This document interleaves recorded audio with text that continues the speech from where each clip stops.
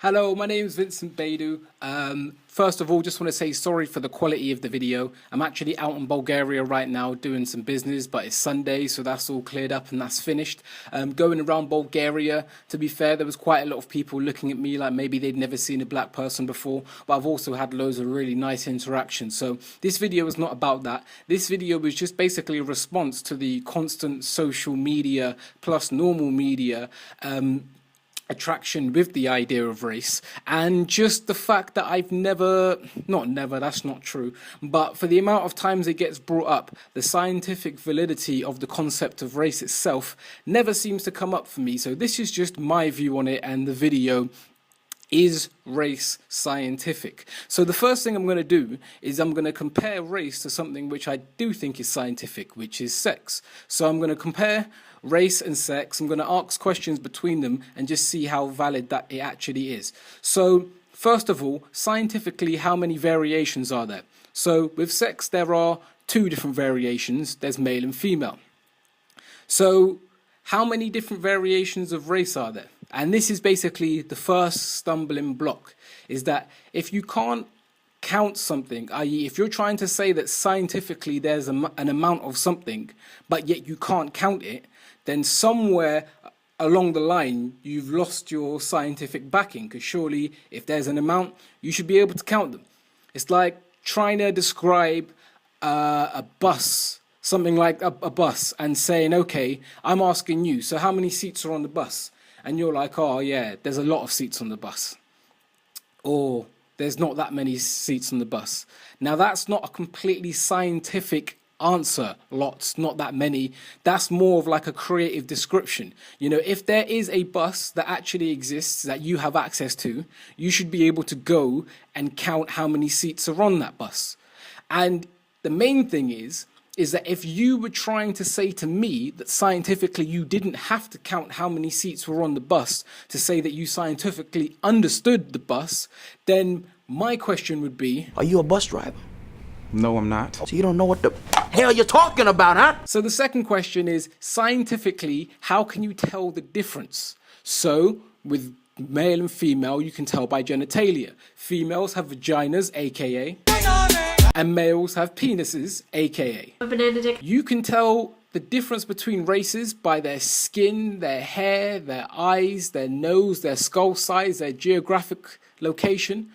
But the question for me is if you only change one of those factors, have you changed a person's race? Because if not, then it's not an actual science. Now, what am I getting at? So you have two sisters and they have different hair, let's say. Are they a different race? They have different eye colors but the same hair. Are they a different race? They have different skull sizes but they have the same hair and the eye color. Is that a different race? If the answer is not a clear yes, then can it be a scientific fact? And if I've missed out on some research at any point in this, please someone send it over. That's kind of why I make these videos. You know, I'm just putting out there what I'm thinking. But if anyone wants to bring anything back to me, I would love to hear it. Intellectual research, anything, you know, even if it's your own opinion, I am interested in what people think. So the third question I would want to ask to see how scientific the basis is what changes occur? So what changes occur between the variations to cause the variations?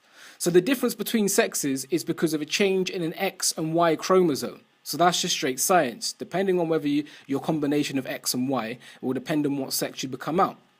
Now with race, people say the genetics, but this goes back to the second problem of categorizing, because what's the most important factor in defining race? Two people can have the same color skin and be seen to be from different races. Two people can have the same color eyes and be seen to come from different races. So for me, this is because race in and of itself is not based in scientific actuality. And it's actually more of a creative idea, and it was literally created in the 1600s. The concept that we're running off now is coming from the 1600s. Now, just because something was done a certain amount of time ago doesn't mean in and of itself that it's not scientific, but this isn't just something that is evolved with us as we've evolved. In the 1600s, this idea of race as it is right now was proposed and is now widely accepted. So on top of that, when researching the genetics, the correlation that you find doesn't support the idea, the scientific idea of race. The most variation you find in genetics is between Africans on different part of the continent, not between people of different skin tones. So again, the actual science of race doesn't seem to stand up. Are people different? Yes. And genetically, scientifically, we can show that. Can you split them into races? Well, maybe if you were willing to make, 300, 400 plus categories. And as it stands, nobody has done that scientifically. So even those categories that I've just proposed, they're just a creative idea that I've just said. It's not an actuality. Even those categories, the numerous ones that you would have to create to be able to do it. The fourth thing is, can these variations change over time? So sexes can't change over time. If you're born a female, you start life as a girl and you grow into a woman. If you're born male, you start life as a boy and you grow into a man. But the interesting thing about race is that your race can actually change technically. Now, I know somebody who's very high in the business world, and he was from Sao Paulo, Brazil. And in Brazil, he was considered white. Then he's gone to the UK, and now he's not considered white. Now it's the same person. And actually, if you were to break it down to the standards that were basically present in both locations, both of them are claiming a truth, in terms of how it's been set, the precedent that has been set from race. He was a white person in Brazil, and he isn't a white person in the UK.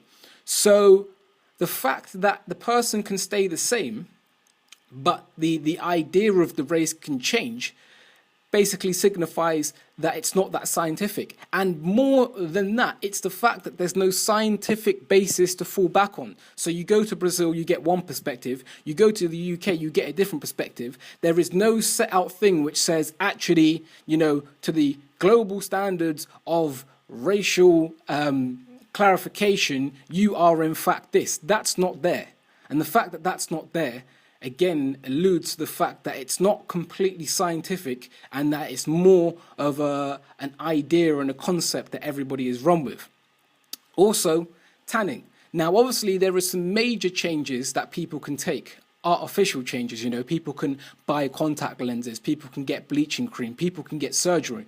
But in terms of tanning, I just think that that's interesting because that's a completely natural process that somebody can go into the sun and they can change color.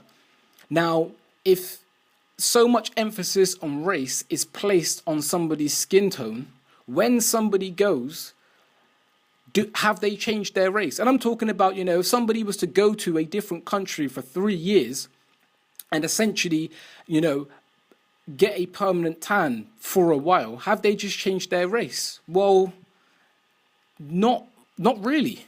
Not really, I would argue. That actually, because the person has stayed the same, it's the clarifications and the mysterious boundaries between the clarifications of what is one race and what is another race. Now, in reality, the word race, what is actually the word race? The word race means competition. That's what it is. That's what an actual race is. When the concept of race was created in the 1600s, up until that, the word always meant competition. And it's fair to say that since the creation of the concept, it served as nothing more than a competition. So I think that is something that has to be clarified and taken into the account of why was this concept created and how is this concept serving us at the moment in terms of its scientific basis, but then also its real world impacts.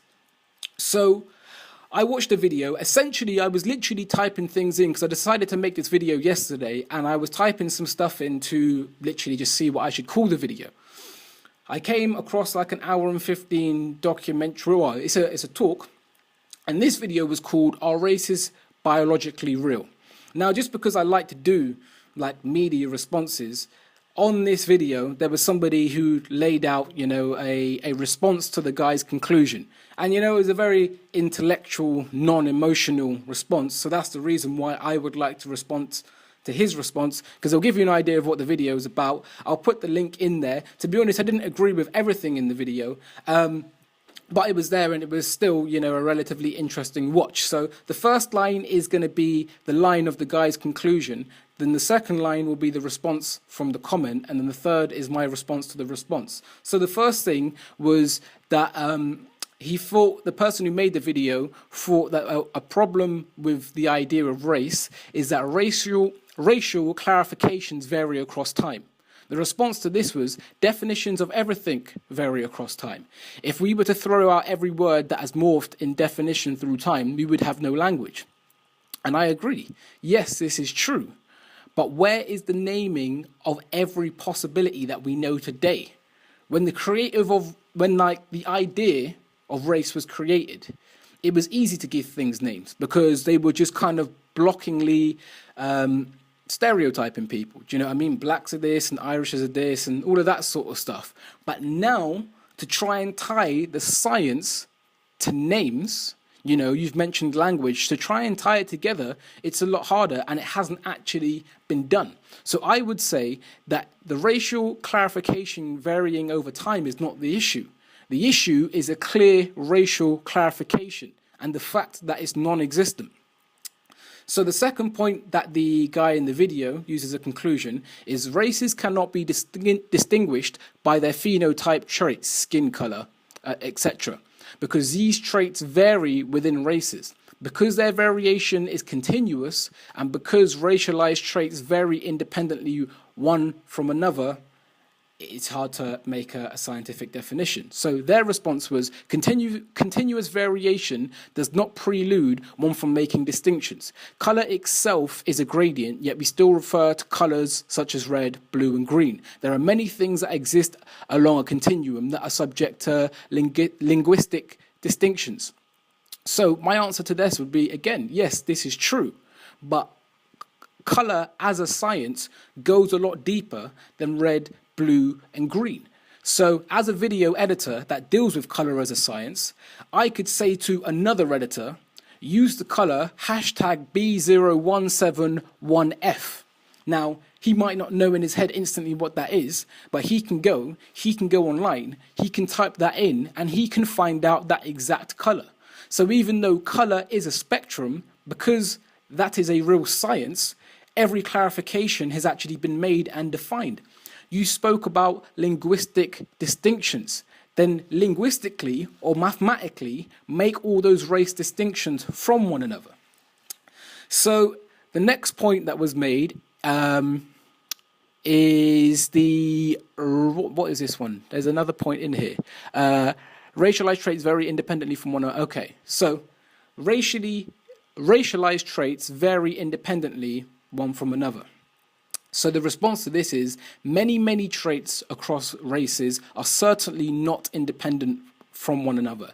There are some very clear patterns observed among the medium of phenotypes across races. Now my thing for this is you didn't actually mention one of those many traits, because I think that the point is for example, there is not one type of nose that every black person must have. There is not one type of hair that every green-eyed person must have, etc., etc. So the traits that are used to define people into different races do seem to be independent from one another, because anybody can get a little mixed match of anything. But we'll get to that point a little bit later. So the next point is there is little genetic variation among human beings. The response is, this has no bearing on your claim that races are not a biological reality.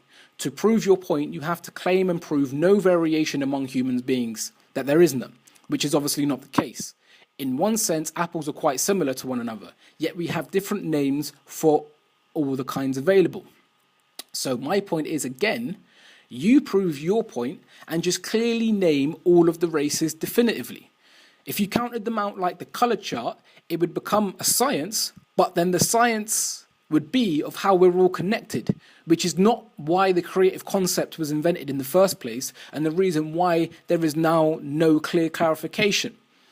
Also, just as a minor point, if you were to do that, it would revolve the verses of it would reverse the roles, let me say, of who would be considered the minority.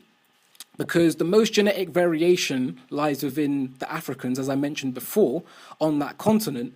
So they would be taking up most of the chart with all of their individual races that could be found amongst different parts of Africa. Me personally, I don't like the word minority because it also means that you're not responsible for yourself. So if that happened, I would just completely take it out of it. But again, the point is that if it's possible, you should just be able to make those clear definitions. So the next point the video made was existing genetic variations occur within races, not between them. The response to this was, this is worded as a lie. A genetic variation does occur between races. Trying to minimize differences to the point of effectively erasing them is intellectually dishonest. You can go and get yourself a DNA test for $100, which will trace your ancestry back thousands of years and pinpoint areas from the globe which your genes have passed. This quite simply cannot be done without corresponding DNA to relate to racial, ethnic phenotypes. So my point is here, you put racial and then ethnic in brackets phenotypes. And is it possible, the reason why you had to do this is when dealing with complex science like people's ancestry and all those sorts of genome stuff, that the word race isn't complete enough to explain anything properly. Here's what I'm talking about. If two parents who have white skin, brown hair and blue eyes have a child who has white skin, blonde hair and blue eyes, is that child a different race from the parents? You know, you can speak about genetically what is happening, but then to define that as a racial change, is that considered the truth? Because really, by the definitions that you're trying to propose, it should do. And as you went into people's ancestries, you would essentially you're following the racial change, but actually what you're really showing is the correlations and what's always hiding just underneath the skin. So I think this is the last point made by the video, and this is the amount and a proportionment of genetic variation makes sense in light of evolution and the human species. To the response, this has no bearing on the argument. Note, you could plug in any other species into this statement and it says nothing about the validity of biological race. I assume he means all the non-validity. The reality is race is a combination of biological and social factors. Do yourself a favor of intellectual honesty and admit that an Irish couple will never conceive a Japanese child. Biological and hereditary traits are self-evident truths in the distinction of ethnic groups.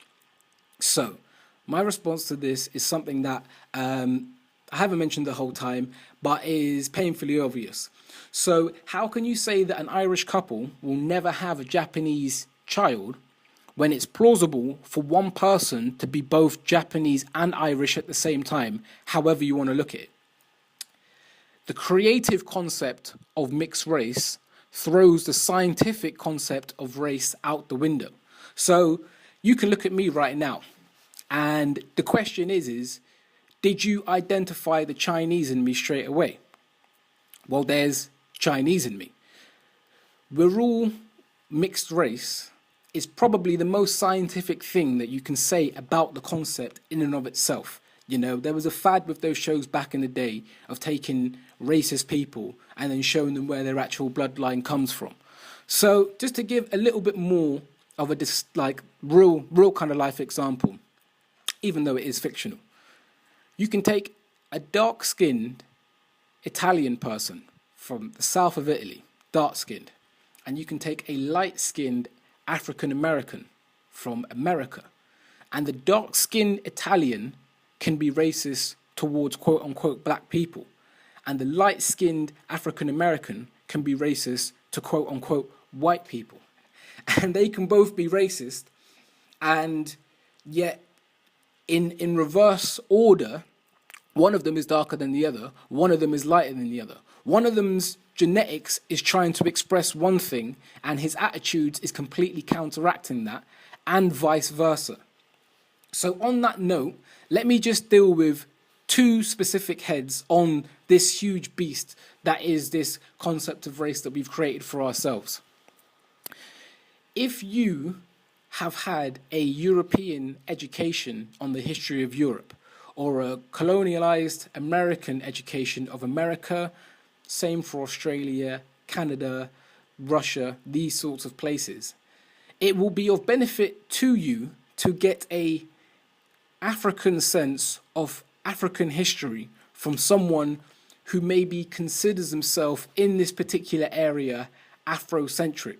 Now, the reason why this is going to be beneficial to you is because that is your history as well. In terms of the example I've just given with the Italian, there are some real life events that have been documented which might stop stupid comments and stupid ignorant forms of racism coming out like that if you just knew what some of the historical things that have been left in terms of the stories, which is how all history is left. It's always going to be somebody's account, but ancient history, indigenous accounts is world history, because obviously it's the oldest and everything follows on from that. So I think that would be highly beneficial for anybody who was on, who basically belongs to that head on the beast, who are racist towards people of darker skin tones than them, or any other form of caste system. On the other side, for people who have done that sort of research and, seen those alternative accounts of history, don't then develop a melanin complex, because as much as it's an interesting science, it doesn't result in anybody being more superior than anybody else. Here's the levels of the stupidity. How are you going to research to the point where you identify when the concept of race was created? For example, I'm saying from what I've seen, it's the 1600s. How are you going to see the creation of the concept of race and then blame a race for that concept? That's a paradox, because you're still buying into the concept that you're claiming to overstand at that point. If you don't resonate with that idea, then you need to negate that idea in every aspect of your words and your actions. Don't then go and be racist to another aspect because of that information, because that makes no sense.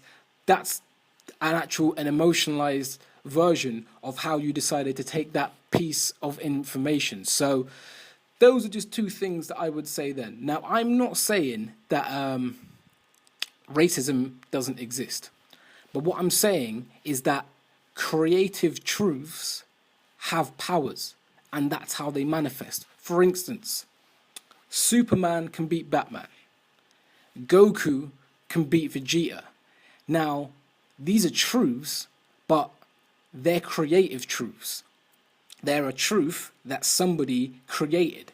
Now, if those creative truths actually resulted in people being mistreated as creative truths, we could just scrap them, because they're not actually laws of the universe. They're not part of our scientific existence. There's something that we've created, which we created the truth in there. Just to further clarify the difference between a creative truth and a scientific truth. The winter solstice is a scientific truth. Christmas is a creative truth. Christmas is real, but it's real because we all decide it's real.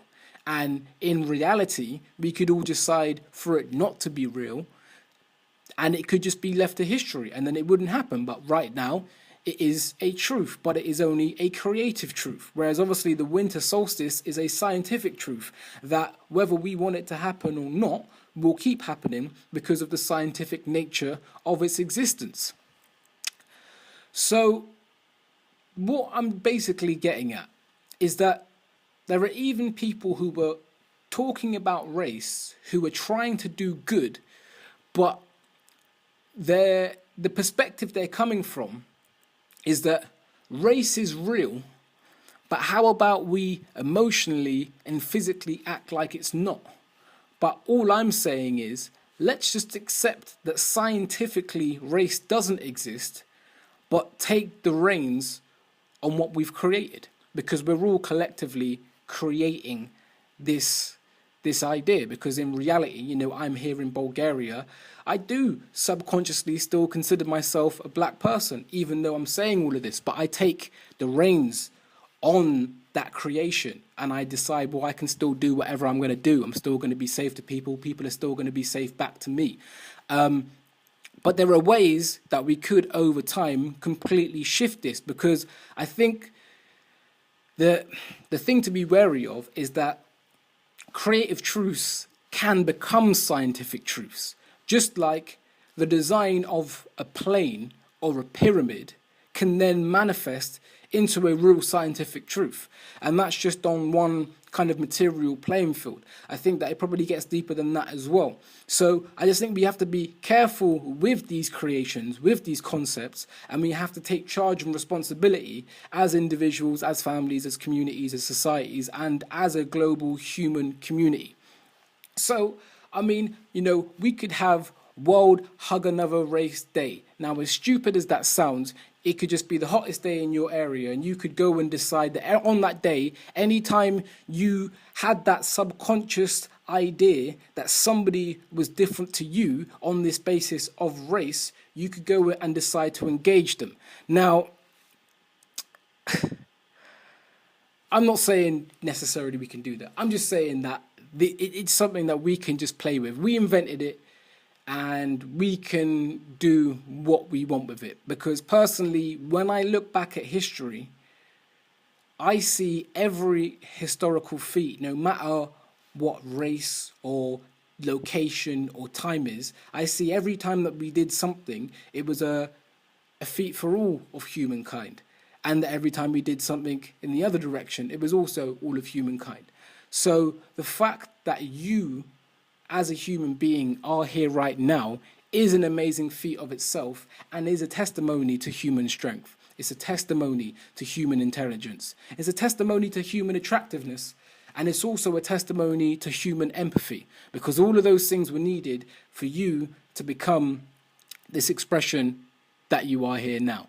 So on that note, I just want to say, I hope that you've had a blessed day, and that you've got many more to come.